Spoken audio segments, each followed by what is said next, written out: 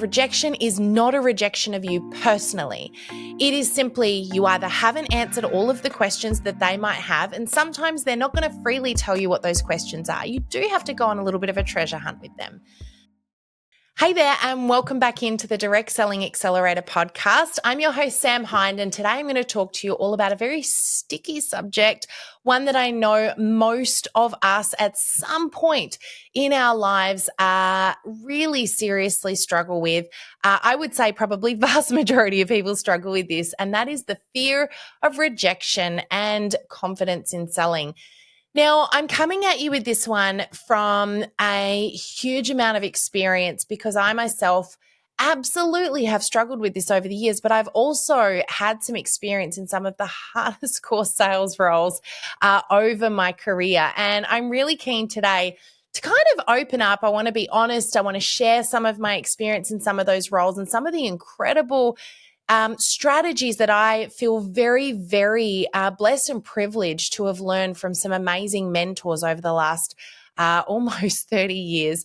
And so I want to share some of this journey with you since I was just 14 years old and how I learned to be not just successful in selling and not just to overcome the fear of rejection, which is a daily habit forming behavior.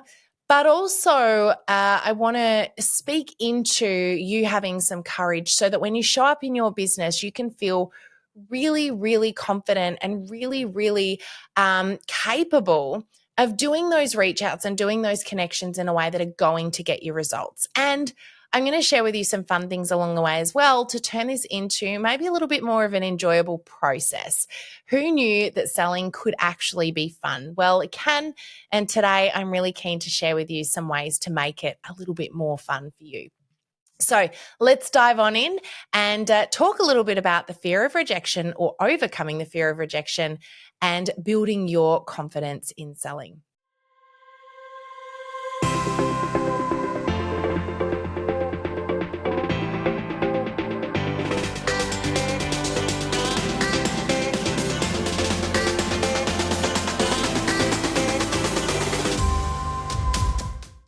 So as I mentioned, I have got quite the history when it comes to selling. My background is long and convoluted, but let's just give you a really quick overview. I actually started my career at 14 years old in the direct selling industry. My dad was a businessman.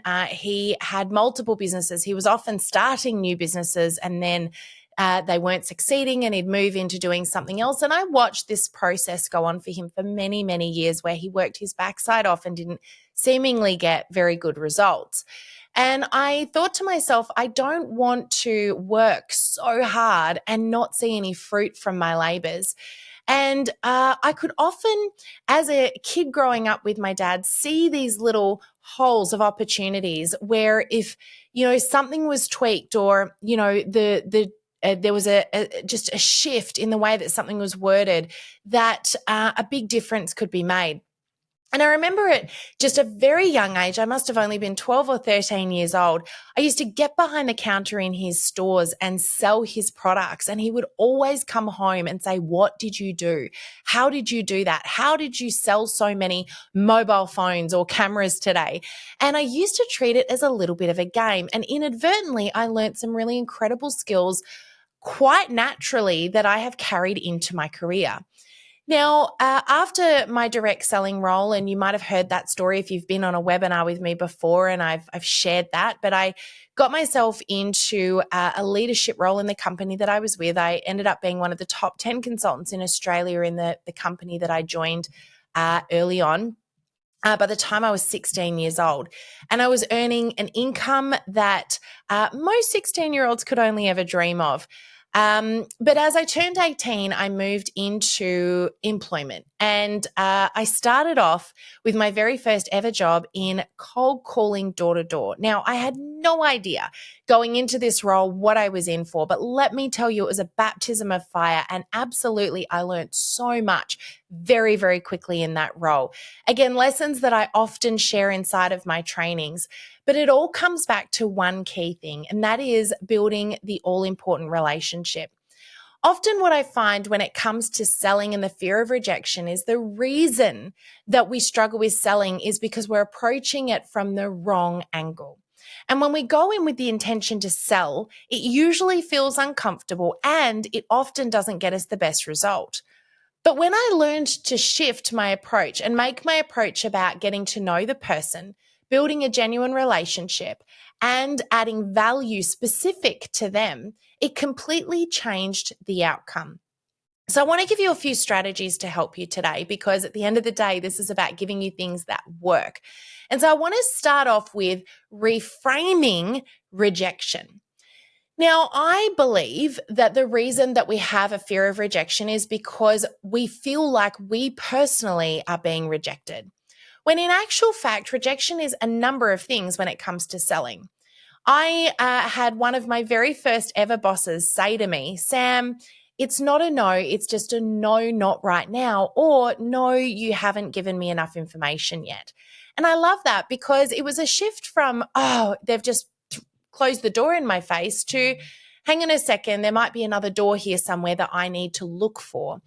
And so when someone said no to me, I changed it from I've been rejected to, okay, I'm just going to focus on building my relationship with this person because down the track at some stage, this may turn into a yes. Or I'm going to ask another question because I haven't found the objection yet.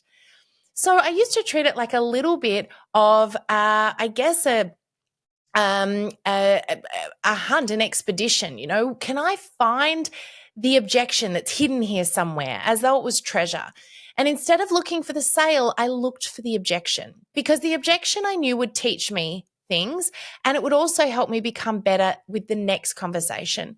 So I thought to myself, if I just change it from when someone says no, from a feeling of, oh, I've just been rejected and they've shut the door in my face to, okay, now I've got that out of the way. Now let's focus on what I can find out about why they said no so that I can get better at doing my job and maybe next time have a better approach for this particular person. But in actual fact, what would happen is by changing my focus from selling to I am just here to get to know you. I'm really curious about you and of course, why this doesn't work for you, but specifically what's happening for you right now. It totally changed their response back to me. And often I found that the sale suddenly would take care of itself because I would inadvertently uncover an objection and handle it without even meaning to. So a few things here. The first is understand rejection is not a rejection of you personally. It is simply you either haven't answered all of the questions that they might have, and sometimes they're not going to freely tell you what those questions are. You do have to go on a little bit of a treasure hunt with them. But also understand that it may just mean not right now. You don't actually know what's going on in everyone's world. You know those times where you're like, oh, there are days you'd love to go shopping for a new pair of jeans and other days you couldn't think of anything worse. And it's not because you don't love a good pair of Levi jeans. It's because life happens and moods happen and you just don't know where someone is at any given moment. But tomorrow you might wake up and be in a jean shopping mood. So remember that you don't know what's going on in this person's world, and it takes one little thing to change for them to need what you have or what you are offering. But if you stop asking or you stop being available, then you might just miss out on that opportunity altogether. So here's the next thing I want to talk to you about when it comes to reframing your rejection is changing the way you see it. Now, there is nobody in this world who has got a 100% hit rate. I'm sure of it. Maybe they're out there, but I am yet to meet that person. And I have met some incredible salespeople. Here's the thing I know about the world's best salespeople. They know their conversion. They know that for every however many no's, they're going to get a yes. So they understand that I need to get some no's to get a yes. It is part of the process. So to give you an example of this, when I moved into door-to-door sales role, I lasted at that role for a good month. I was one of their longest standing ever employees. And I can tell you in that month, I think I learned more than I have in 10 years. But I moved then into a role where I was selling what I call aftermarket. I was an aftermarket sales consultant. If you've ever heard of one of these, you're already cringing, I know. It was not a role I was massively proud of, but I did learn a lot in that time. I also learned a lot about what I want to do versus what I don't. And it's framed a lot of how I do things today. But let me explain this job to you just quickly so I can explain how I reframed rejection. Now, my job in that role was when somebody came into a car dealership and they bought the car, you've probably had this happen to you and you didn't even know it was happening.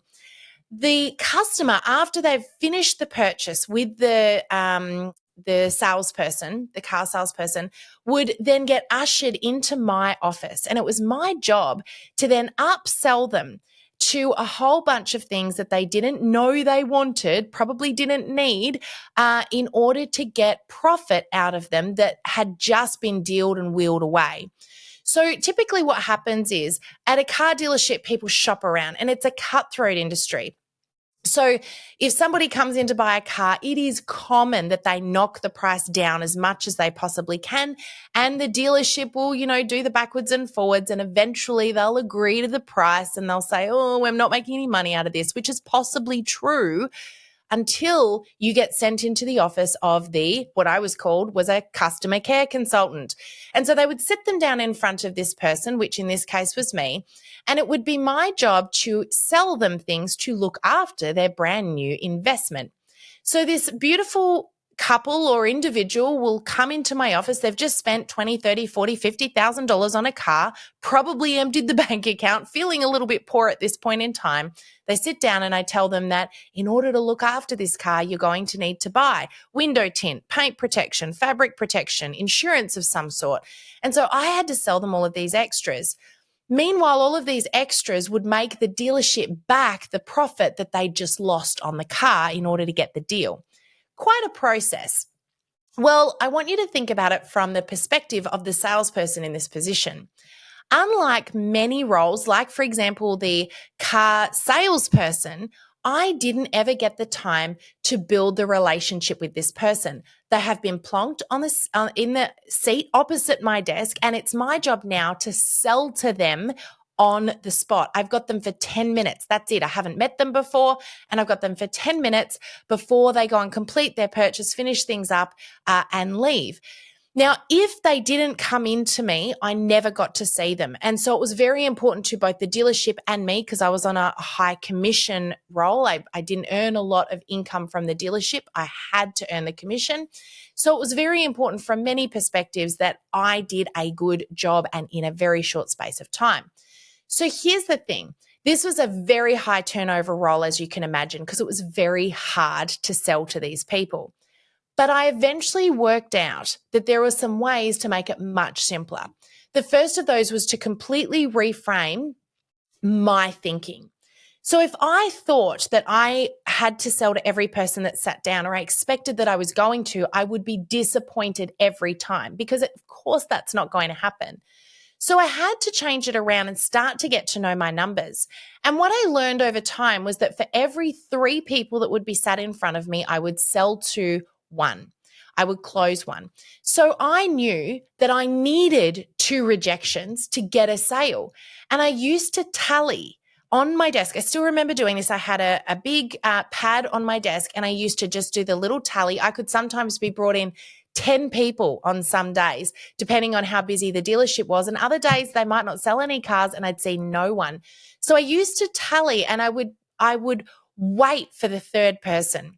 Now, of course, sometimes it would happen 3 in a row, and then I knew, okay, I'm probably going to get 5 or 6 people that say no to me now, because it's a numbers game. And I understood the numbers. So it totally changed that feeling of, I need to sell to everybody, and the pressure I put on myself, and then that feeling of rejection when they said no, to it's an expectation. I just know it. Now, the other thing was that it allowed me to then put my focus on improving my conversions. So rather than having an expectation that I would sell to everybody, I changed it around and I thought to myself, how can I just improve my conversion rates a little bit every day? Just 2 millimeter shifts, just little things. What could I say or do? And I used to get super creative with this. I used to come up with lots of different ways to do it. I even had props, which nobody else, even with the company that trained me to do this, nobody else had ever done. But suddenly I had conversion rates that were 3, 4, 5 times what anybody else in, basically there was a company in South Australia that trained all the aftercare consultants for all of the car dealerships and would place them. And they would monitor the performance of them all. So if they could see some idiosyncrasies, they could look at them and say, either there's low performance over here, why, or high performance over here, how can we replicate that? And they used to call me up and go, what are you doing that's different? Here was the thing. There were some things that I did, absolutely. But the first thing was I changed my attitude and I changed my approach so that I wasn't feeling deflated every time I got a no. But the second most important thing was that I put all of my focus when that person sat down in front of me into getting to know them as fast as I could. Because when they felt seen and like they mattered and that it wasn't about a sale, they were so much more likely to listen to what I had to say. Now, I also was totally okay if they didn't because I knew I was going to get 2 no's for every time I got a yes. So it was totally changing the way that I approached every conversation I had. And if I had a conversation with them, got to know them, and they didn't buy anything, I was really all right with that. It took the pressure off me and it took the pressure off of them. So reframing rejection. Now, I also will throw in a little bonus here for you, and that is if you can gamify it, even better. So after that role, I moved into a job. And again, I felt terrible about that role because I really felt like, I wasn't selling something I was passionate about. I didn't feel I was selling something that people needed. Totally different from what I'm sure you're doing now. But I then moved into a role where I had to sell gym memberships for a huge gym chain in South Australia.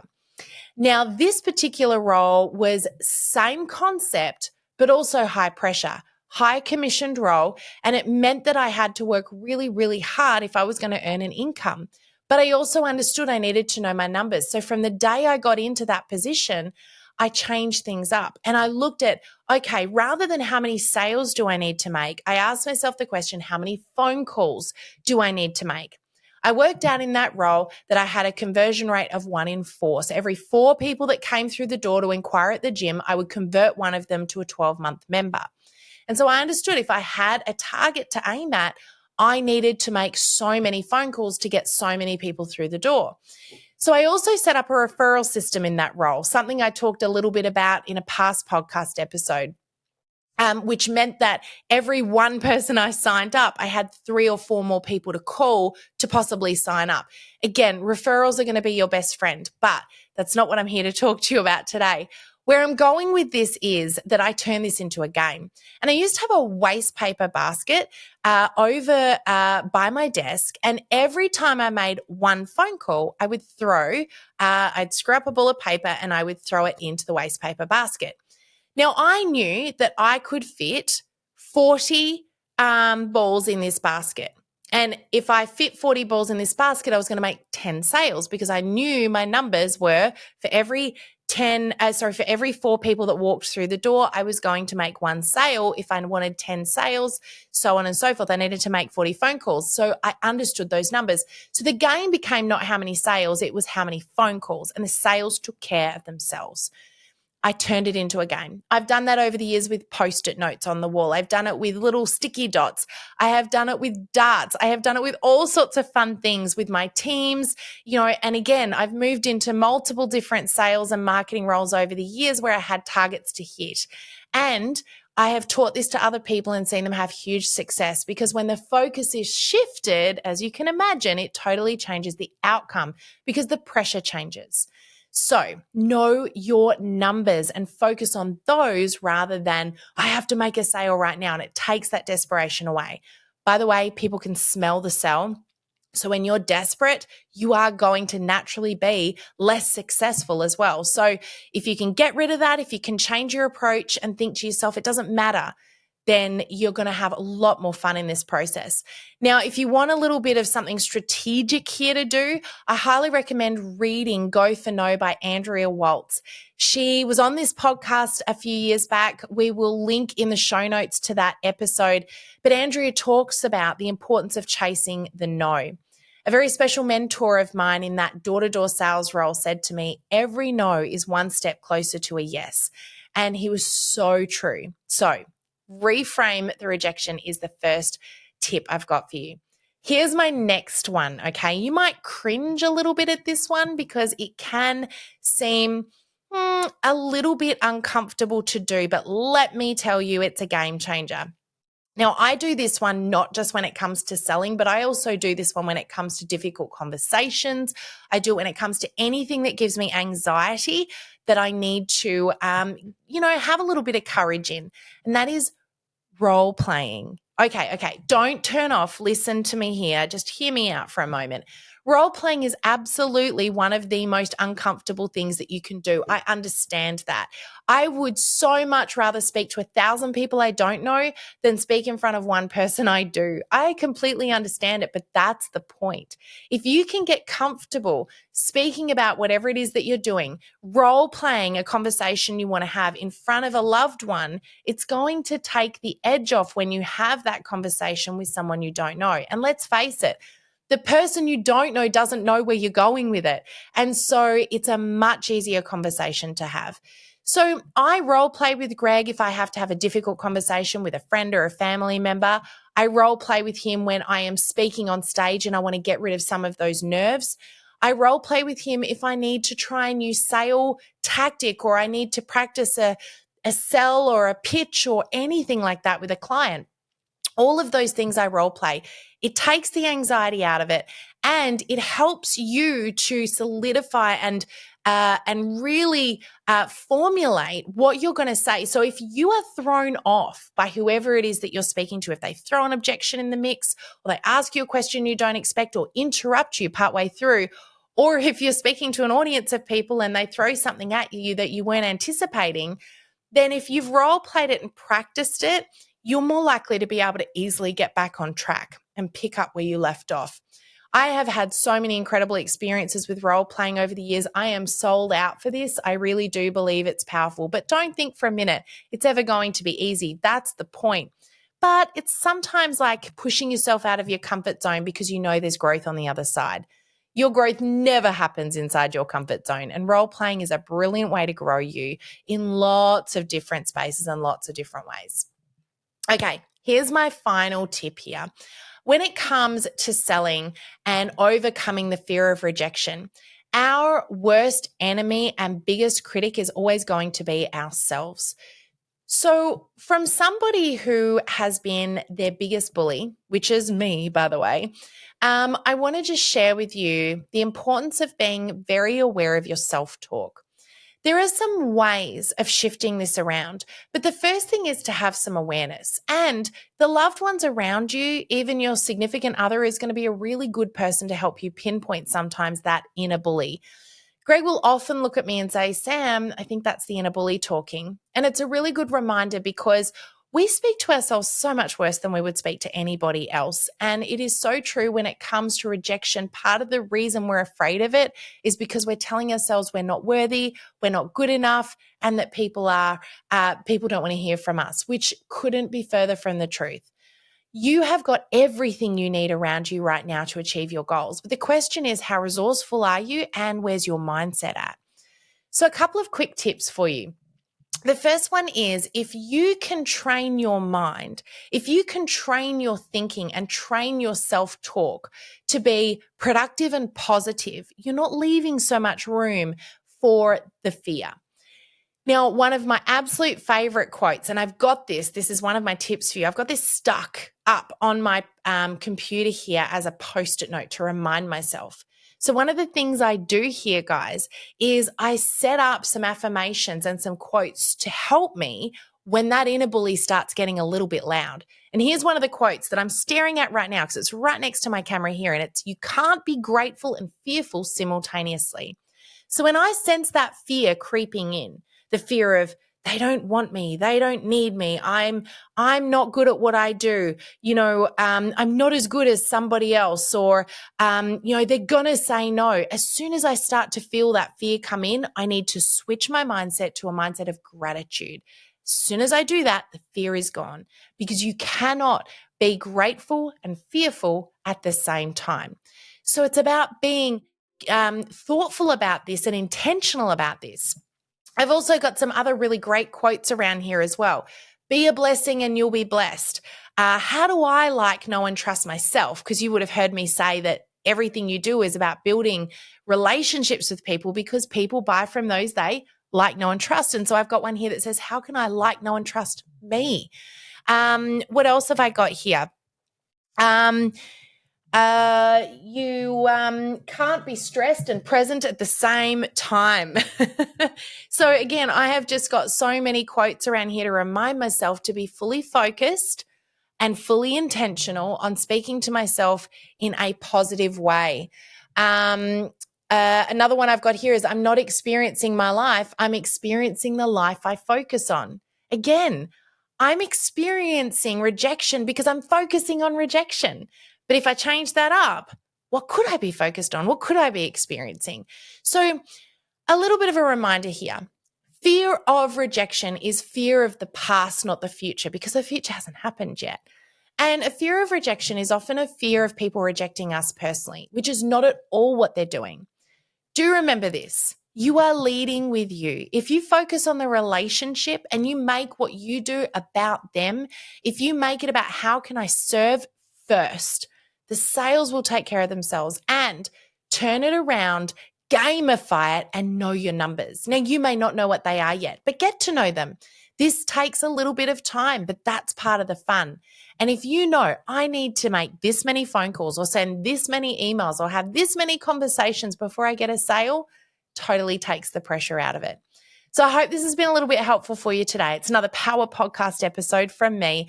Remember, with every one of these episodes, take one thing and implement it. It's not the knowledge that we give you that's going to help you grow and shift and change and achieve your goals. It's what you do with that knowledge. So I really implore you today, grab something that has resonated with you from what I've shared today and implement it in your business. It's what you implement that you get the benefit of. And don't forget, really important, please share this episode with somebody else that needs to hear this message. Maybe someone in your team who's been thinking, I'm not worthy, I'm not good enough, and no one wants to buy from me. If you've heard those words, send them this episode, please. I hope that this can have a little impact on them as well. And if you've received this from someone, I want you to know someone believes in you as much as I believe in you right now. Last but not least, please make sure, of course, that you subscribe to our YouTube channel so you don't miss out on any of our upcoming episodes. But that's it from me this week. Have an amazing, amazing week, and we look forward to you tuning into the podcast again next week. Bye for now. Thank you for joining us in this episode of the Direct Selling Accelerator podcast. If you love listening and you found that this was helpful for your direct selling business, please like and subscribe to our YouTube channel. You can also check out the recommended video that's popped up on your screen right here. I look forward to seeing you again next time. Bye for now.